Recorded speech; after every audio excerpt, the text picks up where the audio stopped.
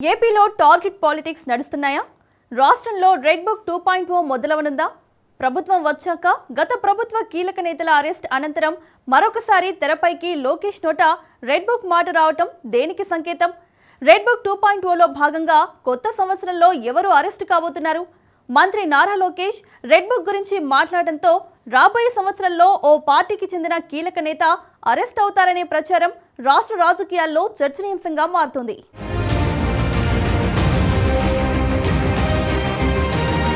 గత ప్రభుత్వంలో టీడీపీని అనేక విధాలుగా ఇబ్బందులకు గురిచేయడమే కాకుండా టీడీపీ అధినేత చంద్రబాబు అరెస్టుతో నారా లోకేష్ ఆ లెక్కలని ఓ రెడ్ బుక్ లో నోట్ చేసుకుంటామని హెచ్చరించారు.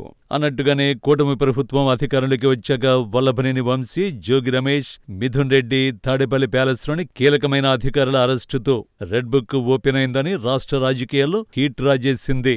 కూటమి ప్రభుత్వం అధికారంలో ఉండి కూడా ప్రతిపక్షం బెదిరింపుల ధోరణికి దిగడంతో మంత్రి నారా లోకేష్ కీలక వ్యాఖ్యలు చేశారు.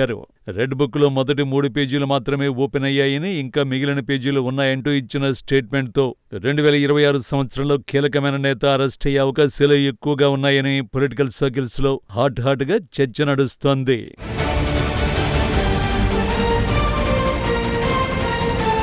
కూటమి ప్రభుత్వానికి మరో 3 సంవత్సరాల వ్యవధి మాత్రమే ఉండడంతో ఈలోపే ఒక పార్టీకి చెందిన అధినేతను అరెస్ట్ చేస్తారనే చర్చ రాష్ట్ర రాజకీయాల్లో మొదలైంది.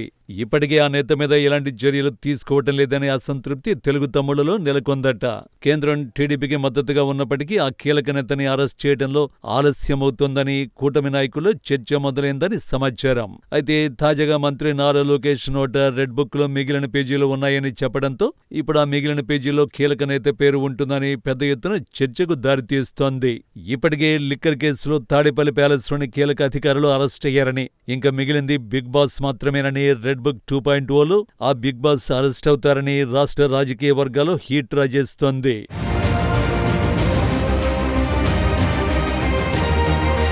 వచ్చే సంవత్సరంలో రెడ్ బుక్ 2.0 ఏ విధంగా ఉండబోతుందనే ఆసక్తి తెలుగు తమ్ముళ్లలో నెలకొందట. గత ప్రభుత్వంలో టీడీపీ అధినేత చంద్రబాబు అలాగే నారా లోకేష్ దగ్గర నుంచి కింది స్థాయి కార్యకర్త వరకు ఇబ్బందులు పెట్టారని, కానీ కూటమి ప్రభుత్వం మాత్రం ఎలాంటి చర్యలు తీసుకోవటం లేదని కూటమి నాయకుల్లో అసంతృప్తి నెలకొని ఉందని సమాచారం. ఆ కీలక నేత అరెస్ట్ అయితే మాత్రం ప్రజల్లో సానుభూతి పెరిగే అవకాశాలు ఉన్నాయని, ఆ ఛాన్స్ కూటమి ప్రభుత్వం ఇవ్వదనే చర్చ రాజకీయ విశ్లేషకులు భావిస్తున్నారట. కానీ ఆ బిగ్ బాస్ చుట్టూ ఉండే కీలక నాయకులను మాత్రం ఇబ్బంది పెడితే ఆ నేతని ఒంటరివాణ్ణి చేయడమే కూటమి లక్ష్యంగా భావించొచ్చనే చర్చ నడుస్తోంది.